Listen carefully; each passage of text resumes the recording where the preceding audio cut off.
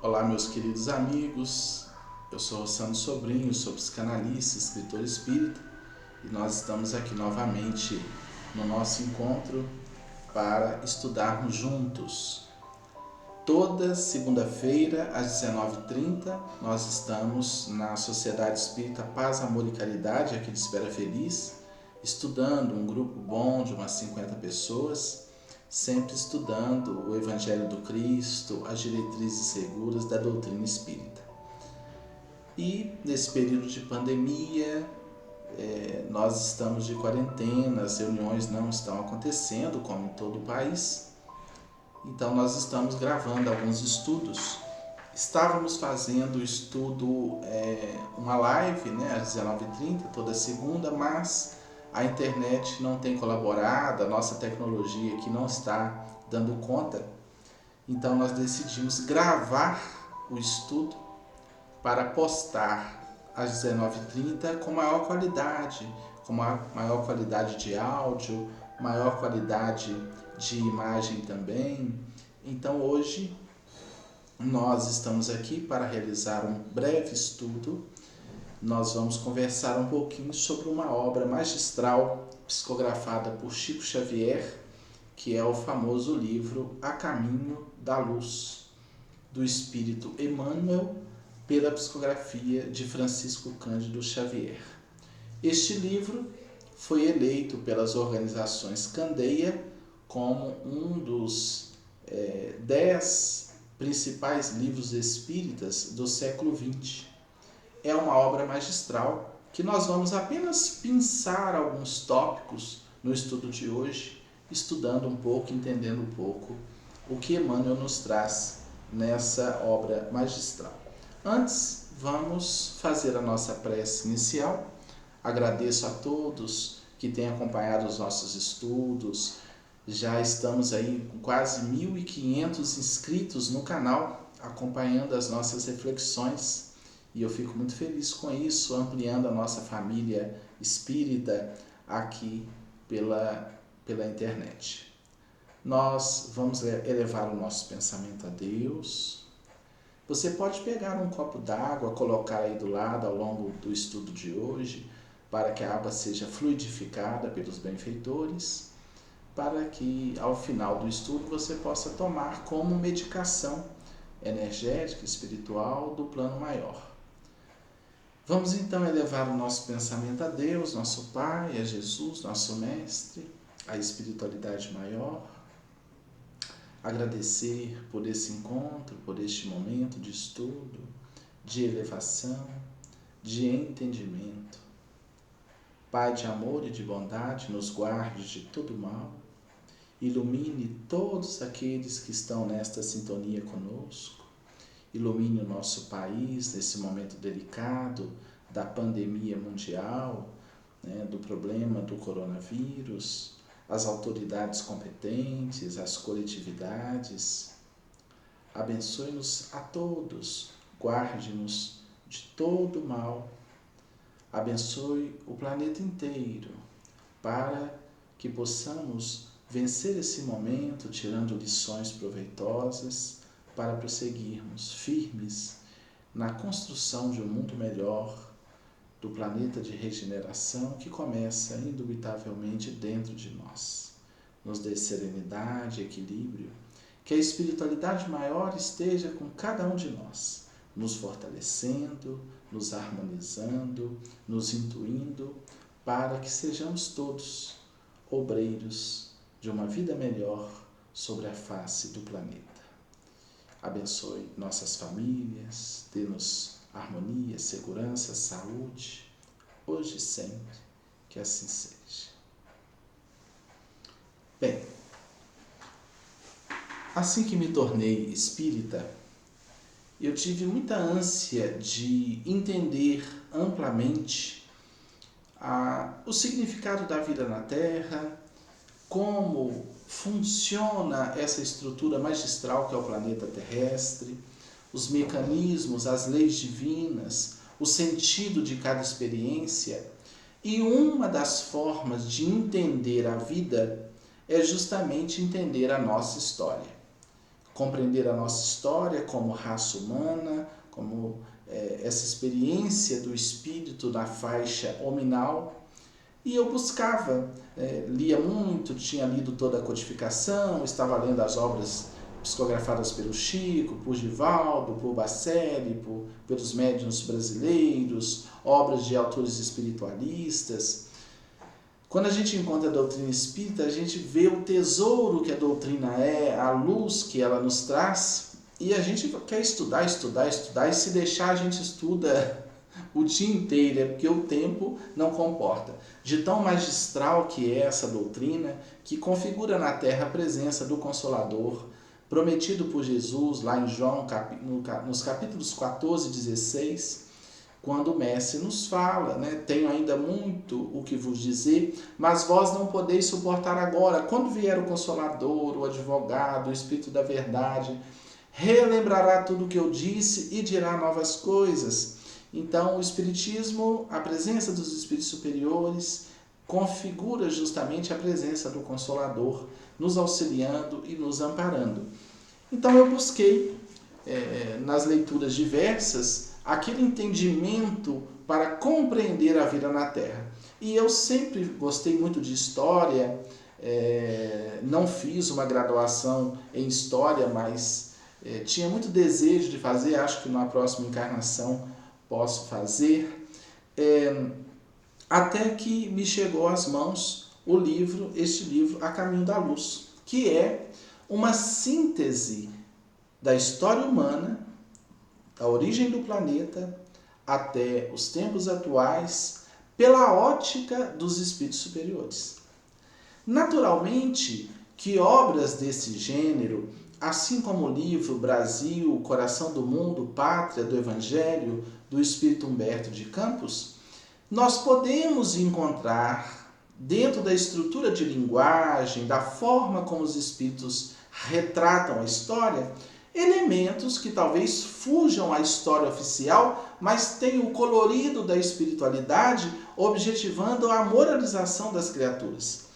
Há pouco tempo eu ouvi e vi críticas muito severas ao livro Brasil, Coração do Mundo, Pátria do Evangelho, um especialista dizendo que aquela obra não era uma obra de história, que aquela obra não era verdadeira, que existiam ali erros, incongruências que não tinham a ver com a história real do país. Eu não vejo isso como um problema. Eu vi que o espírito ali, Humberto de Campos, com todo o seu cabedal literário, grafou aquelas páginas através do médium Chico Xavier, com as cores da sua emoção, de um brasileiro, de alguém que contempla a história da Terra, pelo viés da sua emoção de literato. Então não vejo como um problema grave a obra ter nuances que fujam à historicidade, ao aspecto histórico real do Brasil. Porque o objetivo daquela obra, como também do livro A Caminho da Luz, é apresentar uma proposta de renovação moral. Porque tudo mais é apenas material pedagógico a serviço da evolução espiritual. Então, a gente querer encontrar a história nua e crua em obras dessa natureza, a gente vai perder oportunidade de evoluir dentro de diretrizes superiores. Então, nesta obra, como na obra Brasil, Coração do Mundo, Pátria do Evangelho, os espíritos naturalmente colocaram o colorido necessário para nos chamar a atenção à renovação moral, que é o que mais importa, a elevação espiritual das criaturas humanas. Bem, eu peço licença para ler a sinopse do livro A Caminho da Luz, que é bem interessante. Quem busca compreender nosso mundo, para onde caminha a humanidade, vai encontrar neste livro a resposta. Considero um estudo mais que necessário, principalmente no momento desse que o planeta vive a pandemia, o temor, o desespero, é o final do mundo, não é, Jesus está voltando, não está, é um problema criado pela criatura humana, é algo vindo dos céus para promover a evolução. São N as perguntas, N as dúvidas isso é uma armação criada por um país para dominar o planeta, colocar todo mundo como seu escravo, né? Há muitas teorias aí da conspiração, enfim.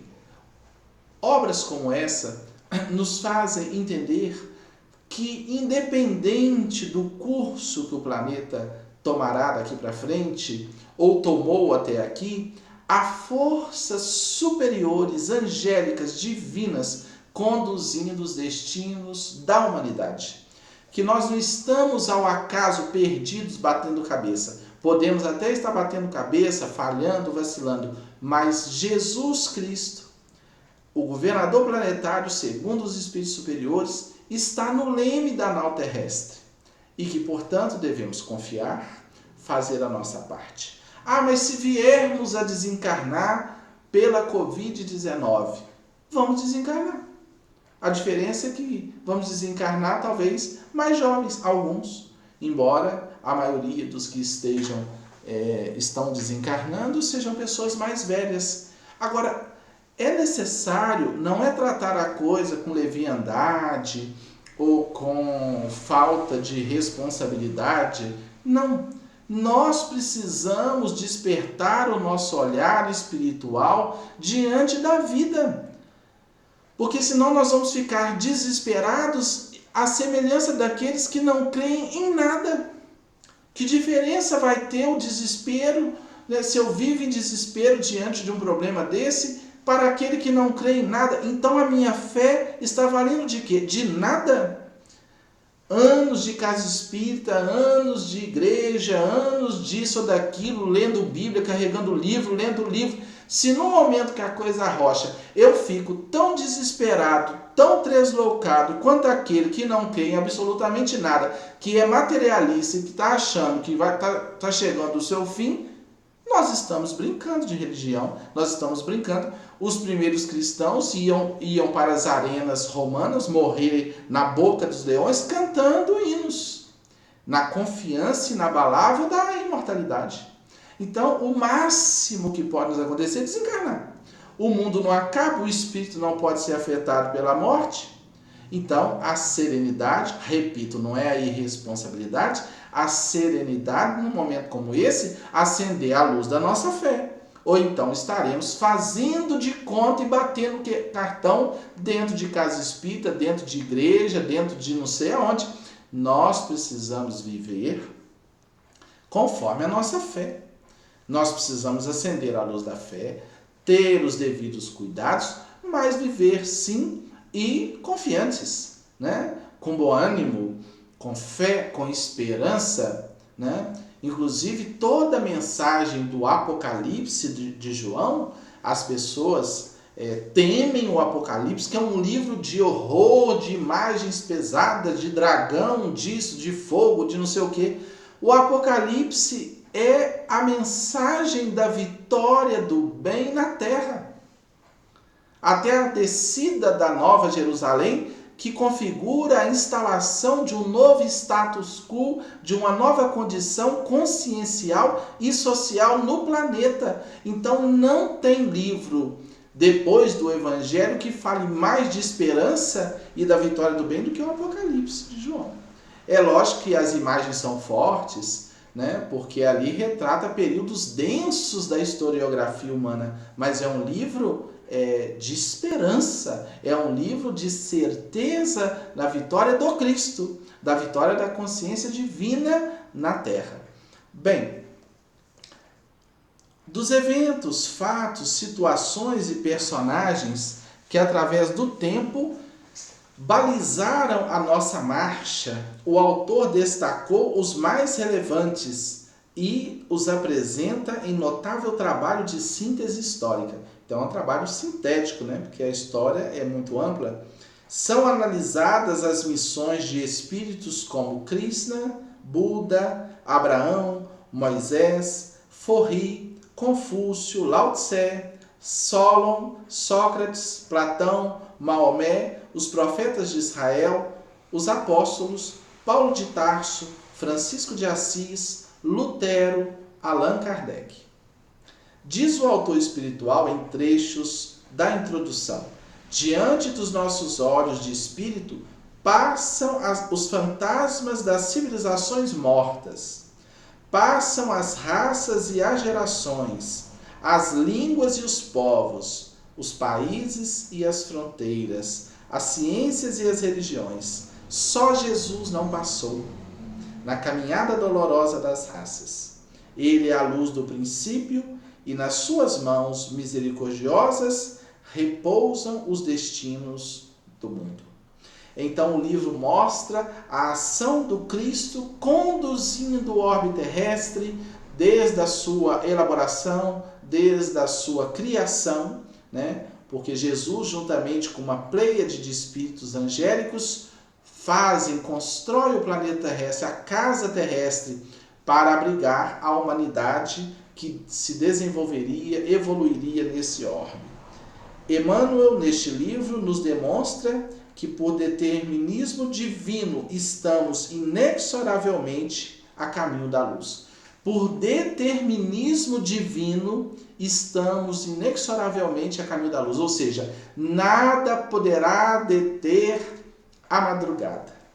Nada poderá deter a nossa evolução, o nosso progresso, o nosso telefinalismo, a nossa destinação. Estamos inevitavelmente fadados à felicidade, à plenitude do conhecimento e do amor.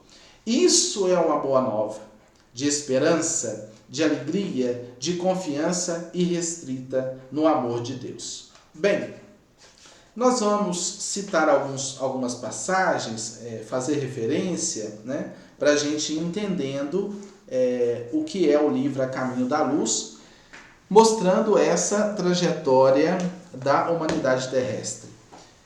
Nós temos no índice, né, a Gênese planetária, é o capítulo 1, falando de uma comunidade de espíritos puros que, juntamente com Jesus, arquitetaram o orbe terrestre, prepararam a casa planetária, a criação da Lua, a solidificação da matéria, a criação da vida no planeta.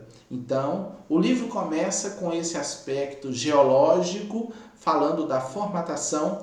Então, a Terra foi criada, elaborada, segundo Emmanuel, por uma corte de espíritos superiores, ali unidos a Jesus nesse mistério. Depois, no capítulo 2, Emmanuel nos fala da vida organizada, os primeiros habitantes da Terra, as formas intermediárias da natureza, os dinossauros, os ensaios assombrosos da natureza num processo de aperfeiçoamento das formas, os antepassados do homem, até chegar nas raças adâmicas. No capítulo das raças adâmicas, o capítulo 3, nós tomamos conhecimento da vinda para a Terra de espíritos mais desenvolvidos, espíritos que compunham mundos da constelação do sistema de Capela. Emmanuel dá notícia de que determinado mundo ou mundos da constelação de Capela, do sistema de Capela, haviam chegado num período de transição planetária. Como a Terra vive hoje essa mudança de mundo de provas e expiações para mundo de regeneração, no sistema de Capela também um mundo ou alguns mundos chegaram nesse momento de transição, e alguns espíritos renitentes do ponto de vista moral, que não estavam acompanhando a evolução de seus irmãos daquela casa planetária, foram exilados do sistema Capela. Foram retirados de lá, né, após a desencarnação, e essas entidades, esses espíritos, foram, segundo Emmanuel, acolhidos na Terra pelo governador espiritual da Terra, Jesus. Esses espíritos que vieram de Capela, do sistema de Capela, chamados, conhecidos como capelinos, formataram aqui deram origem aqui a alguns povos específicos, como os árias, como o povo egípcio, como o povo hindu e como os árias, os egípcios, os hindus e os judeus, né, os hebreus. Então, esses espíritos que compuseram, que estruturaram essas civilizações na Terra, eram espíritos, não assustem, eram espíritos extraterrestres. Muitos de nós viemos de Capela. Muitos já retornaram, já fizeram o seu périplo evolutivo na Terra e retornaram a esses orbes capelinos, e outros não. Outros espíritos ainda prosseguem por aqui. São espíritos que vieram colaborar na evolução deste planeta. Foram exilados de Capela, mas vieram ajudar os habitantes da Terra mais primitivos a desenvolverem, a crescerem. Então vamos chamar isso de uma enxertia divina. Espíritos que vieram de outros mundos mais avançados para colaborar na evolução do planeta terrestre. Na obra, Emmanuel nos fala dessas civilizações de uma forma mais pormenorizada. Então, há o capítulo 4 destinado à civilização egípcia, e aí vemos estudos muito interessantes sobre a ciência secreta, o politeísmo simbólico presente lá, o culto da morte e a metempsicose, a ideia da reencarnação que eles tinham na época, os egípcios e as ciências psíquicas, as pirâmides e etc. No capítulo 5, Emmanuel nos fala da Índia, né? Da organização hindu, nos fala dos Mahatmas, das castas, dos Rajas e Párias, e mostra que em todos esses povos Jesus enviou missionários seus, emissários seus, para colaborar também no progresso, nos cuidados junto a esses povos. No capítulo 6 nos fala da família indo-europeia, a origem do racionalismo, as advertências do Cristo. No capítulo 7, Emmanuel traz a história do povo de Israel, né? A história de Moisés, o início do mosaísmo, o judaísmo, o monoteísmo, né? Aquele povo trazendo a ideia do Deus único, uma ideia que eles trouxeram de Capela. Aqui os povos eram predominantemente politeístas, e é juntamente com o povo hebreu, o povo de Israel, que é erguida a ideia central, né, da existência de um único Deus. Embora no Egito essa ideia estivesse presente, mas existiam semideuses, mas lá também há de alguma forma a ideia de um Deus único. É em Israel que essa ideia é mais clara, é mais objetiva. Então Emmanuel nos apresenta a história do povo de Israel. Depois nos fala da China milenária, né? A criação das ideias chinesas, Forri, um grande sábio chinês, Confúcio, Lao Tse. E é muito interessante, repito, que Emmanuel mostra que esses emissários eram enviados do Cristo. Jesus ainda não havia encarnado na Terra, mas como Cristo planetário, como governador espiritual da Terra, ele enviava seus emissários. Então, na Índia, nós podemos encontrar essas figuras célebres, como Forri, Confúcio, Lao Tse, conduzindo o povo, levando a sabedoria divina para o povo. É Cristo cuidando do povo. Vamos dizer que esses seres todos, de alguma forma, eram médiuns de Jesus, eram médiuns do Cristo. Há algumas escolas esotéricas que até separam Jesus do Cristo, como se Jesus fosse o médium mais perfeito do Cristo, que é o ser espiritual que cuida da Terra. Nós espíritas acreditamos que Jesus é o próprio Cristo, né? Nós podemos encontrar nas obras básicas, em outras subsidiárias, a ideia de que Jesus é o Cristo encarnado e não o médium de outra entidade que seria o Cristo no plano extrafísico superior. No capítulo 9, Emmanuel nos fala das grandes religiões do passado. Depois chegamos no capítulo 10, na Grécia, né? E a missão de Sócrates, algo muito bonito, porque posteriormente Allan Kardec vem nos mostrar que Sócrates é um precursor lá na Grécia Antiga, 400, 500 anos antes de Jesus, do próprio cristianismo e do próprio espiritismo, que vem muitos séculos depois. Sócrates na condição de um médium, porque ele era orientado por um daimon, que significava na época apenas espírito, não espírito mau, mas apenas espírito.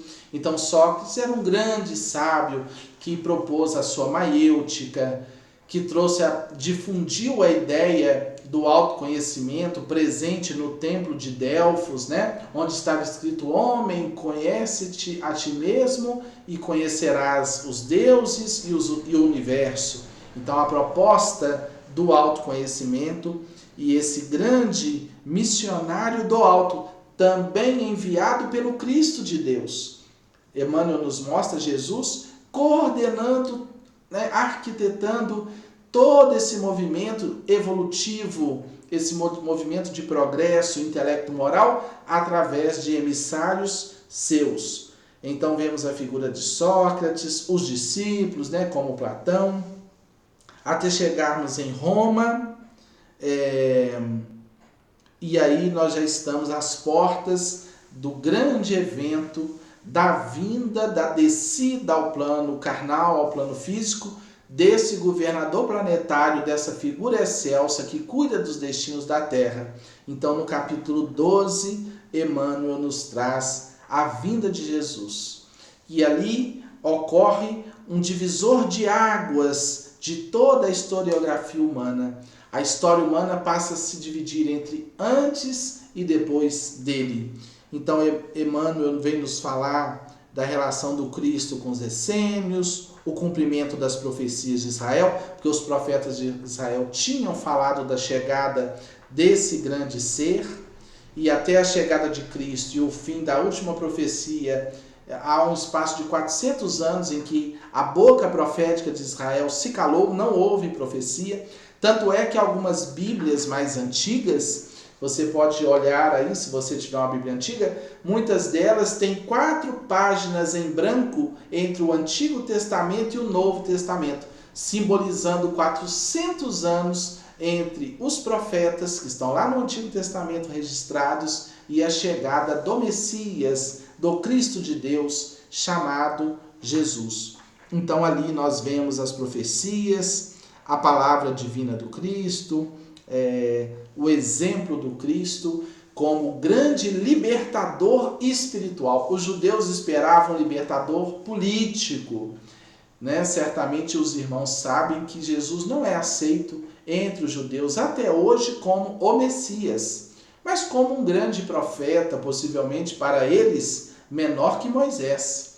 Então, os judeus, obviamente, não são cristãos, não veem Cristo como nós o vemos, como o governador planetário, como quem dirige a terra e como o Messias que encarnou. Depois, Emmanuel prossegue mostrando informações importantes da história humana, o Império Romano e os desvios do Império Romano, o século de Augusto, provações coletivas, fim da vaidade humana, né? Quer dizer, o declínio do Império Romano, e a edificação cristã, né? Os primeiros cristãos, a propagação do cristianismo, a redação dos textos definitivos que compuseram a Bíblia, a missão de Paulo, o Apocalipse de João, que comentamos no início da nossa abordagem. E aí, muita história, muita beleza, a visão límpida de Emmanuel montando esse grande quebra-cabeça que é a vida na Terra, para que possamos ter um entendimento, uma noção mais ampla de como a Terra sempre esteve sob o influxo venerando de Jesus, o governador planetário, e evoluindo. A igreja e a invasão dos bárbaros, as vitórias do cristianismo, primórdios do catolicismo. O livro mostra a partir de que momento, dentro do concerto do cristianismo, surge a igreja romana, né? Após as grandes perseguições, o martírio de muitos cristãos, né? Constantino libera o culto em Roma, e o cristianismo passa a ser, dali a pouco, a religião do Estado de Roma. E é justamente nesse momento, no século IV, em que o cristianismo ganha o status de religião oficial romana, surgindo aí a Igreja Católica Apostólica Romana. Então, Igreja Assembleia Católica Universal, dentro da proposta de estar em todo o mundo, apostólica com base nos apóstolos, romana com sede em Roma. Então, nós vemos aqui a formatação do catolicismo e também do papado, né? Surge a figura do papado como de extremo poder, dominando o mundo, submetendo inclusive os reis da terra. Essa figura do Papa. Depois, no capítulo 16, a igreja e a invasão dos bárbaros, até chegarmos à Idade Média, e aí nós teremos 1000 anos de domínio da igreja. Algo muito curioso, meus irmãos. Aquela igreja que era perseguida, sofria nas mãos dos perseguidores, quando ganha poder temporal, poder político, domínio, passa a perseguir. E aí nós vamos encontrar na Idade Média o extremo domínio da Igreja de Roma, da Igreja Católica, perseguindo pessoas, conduzindo pessoas à morte em praça pública, com a famosa Inquisição, e isso tudo nós temos aí o contexto da Idade Média, que durou 1000 anos, do século V ao século XV da história humana. Então a gente vai estudar no capítulo da Idade Medieval as guerras do Islã, Carlos Magno, o feudalismo, etc. Os abusos do poder, vem depois no capítulo 18, as fases da Igreja Católica, as cruzadas e o fim da Idade Média, lá no capítulo 19, a renascença e o mundo, né? Quando chegamos numa fase em que espíritos superiores descem à Terra para promover uma libertação conceitual, para romper com o ciclo da Idade Média. Então vão chegando à Terra grandes pensadores, grandes cientistas do invisível, vão reencarnando, e aí a Terra vai evoluindo. Nós conseguimos depois, já no capítulo 21, vem nos falar de época de transição, surgindo aí a figura de Martinho Lutero, promovendo a reforma protestante, a ruptura com aquele modelo conceitual do catolicismo, a tentativa da restauração, né? O protesto dele, aquilo que ele não concordava que estava sendo feito na igreja romana. Então Lutero vem e tenta promover a renovação do cristianismo. Aquilo que lá no século XII São Francisco de Assis tentou fazer, mostrar um modelo verdadeiro de cristianismo, que João Hus também tentou fazer. Então no século XVI, após a grande Idade Média, Lutero, Calvino e outros grandes luminares vêm promover a reforma protestante, tentando voltar às origens do cristianismo primitivo. Mas a história segue, a ciência surge e começa a conflitar com conceitos religiosos. Há uma ruptura entre ciência e religião, entre os conceitos, os dogmas ainda irracionais e aquilo que os filósofos, os cientistas pensavam.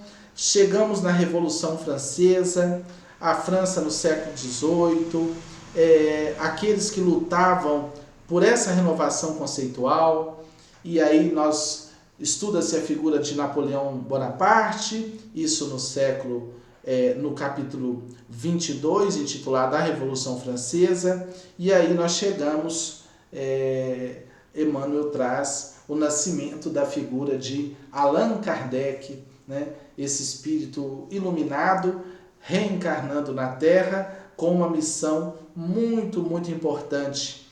E aí nós chegamos no capítulo 24, o Espiritismo e as grandes transições. E aí nós vamos entender a grande missão do Espiritismo. Allan Kardec, esse professor que por volta dos seus 50 anos vai observar o fenômeno curioso das mesas girantes ou falantes, acreditando se tratar de um fenômeno puramente de magnetismo, achando que a energia das pessoas movimentava aquelas mesas que batiam com o pé, que se elevavam, que giravam, que dançavam, e ele vai pesquisar o fenômeno, não como um homem de religião, mas como um pesquisador, e começa a se deparar com uma realidade que transcendia o plano material e as energias puramente humanas. Até que ele percebe que está diante de algo novo, muito sério, porque os seres que faziam aquele movimento das mesas que giravam justamente para provocar a razão humana que estava se fechando para o transcendente, só aceitando o que era material, o que era objetivo, o que poderia ser tocado. Então o Espiritismo chega sacudindo as estruturas da Europa, o pensamento científico, porque ali ocorria um movimento objetivo. Então a grande proposta ali era chamar a atenção, num primeiro momento, para uma realidade que transcendia o plano físico. O professor Rivaio, Hippolyte Léon Denisard Rivaio, vai pesquisar o fenômeno, talvez objetivando desmascará-lo ou demonstrar que se tratava de um fenômeno puramente magnético, e aí ele se depara com a realidade do invisível. São os próprios espíritos que dizem a ele que ele estava diante do fenômeno da imortalidade da alma e da mediunidade, a comunicação com os espíritos, e que traziam ali naquele momento para a renovação estrutural, conceitual da sociedade terrestre, a grande proposta do Consolador, prometido por Jesus e através do Espiritismo.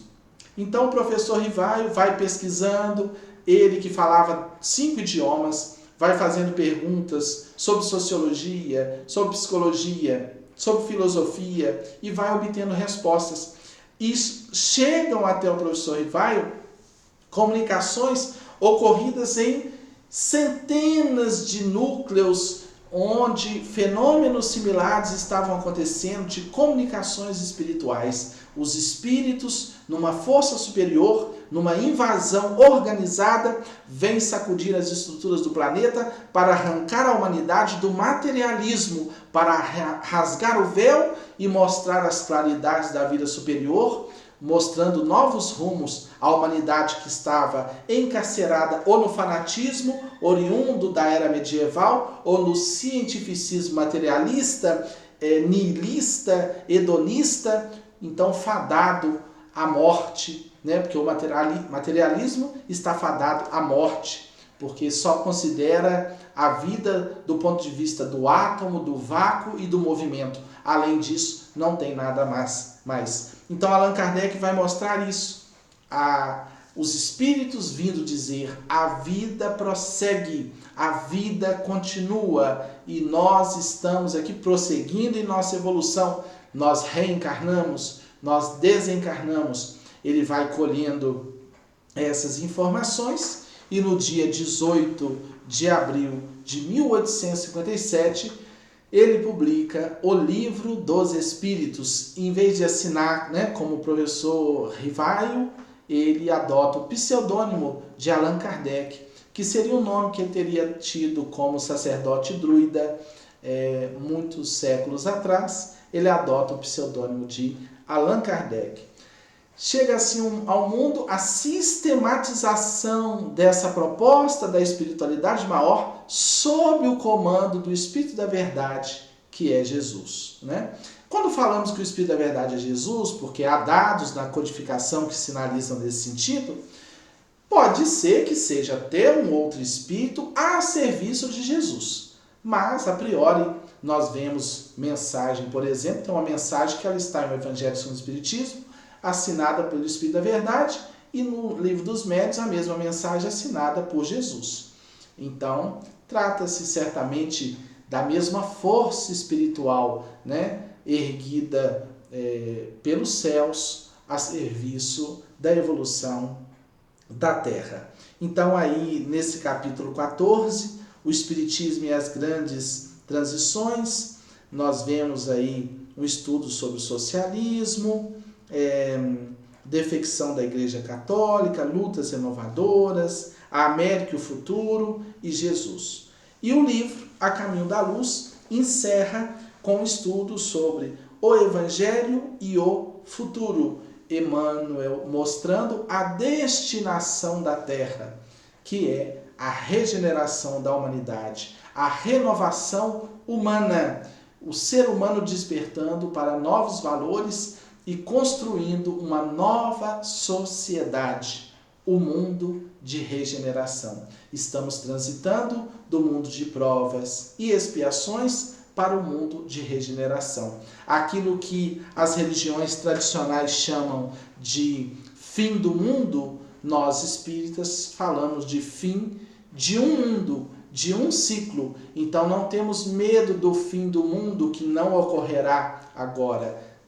Ocorrerá sim uma transição para uma nova etapa espiritual, de desenvolvimento, intelecto moral, ético, né, onde o mundo será mais feliz, onde o mal terá muito pouca força, o bem preponderará, as consciências estarão mais alinhadas com a lei de amor, justiça e caridade. Então, meus queridos irmãos, o livro A Caminho da Luz, que nós desejamos apenas sinalizar alguns pontos, sintetiza a historiografia humana de uma forma belíssima. Não é uma obra só para ser lida, é uma obra para ser estudada.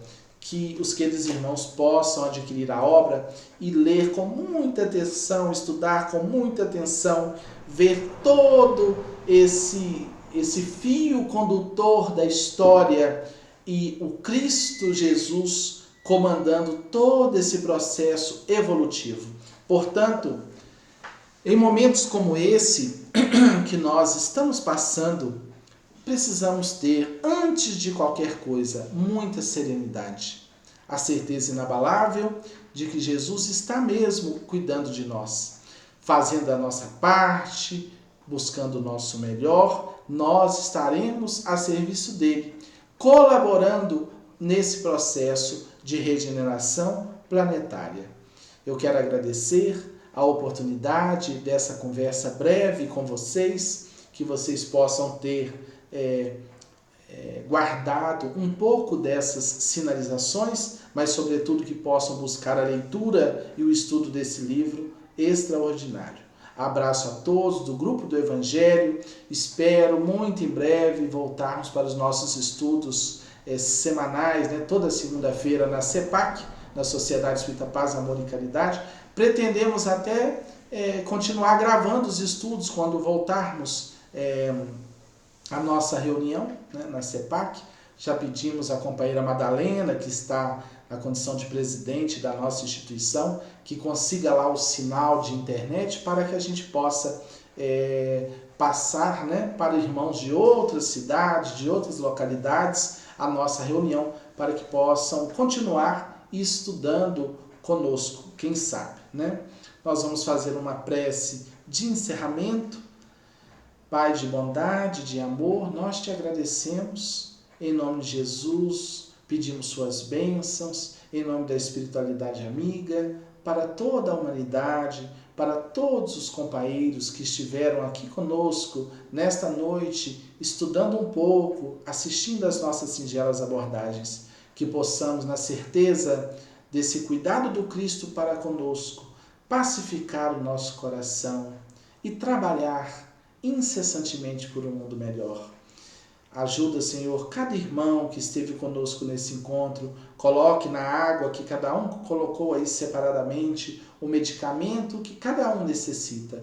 Que as boas energias de paz, de amor, de saúde possam alcançar a todos nós, alcançar todas as comunidades planetárias da nossa amada Terra, toda a coletividade, as autoridades, os trabalhadores da área da saúde, os economistas, todos aqueles que nesse momento mourejam, trabalham, se dedicam por uma sociedade melhor, por um momento de mais paz, de mais segurança, de mais harmonia. Nós agradecemos, Senhor da vida, agradecemos Mestre Jesus e a equipe espiritual que cuida das nossas atividades por essa oportunidade. Que a paz seja com todos nós. Que assim seja. Nós agradecemos, solicitamos a você que compartilhe o nosso vídeo, deixe aí algum comentário, like, ajude a difundir, se inscreva no nosso canal e, se Deus permitir, segunda-feira que vem estaremos aqui novamente e pedindo a Ele que o mais rápido possível possamos voltar aos nossos estudos na nossa sede, na sede da Sociedade Espírita Paz, Amor e Caridade, aqui da cidade de Espera Feliz, em Minas Gerais. Nosso fraternal abraço, gratidão a todos por estarem conosco, muita luz e muita paz.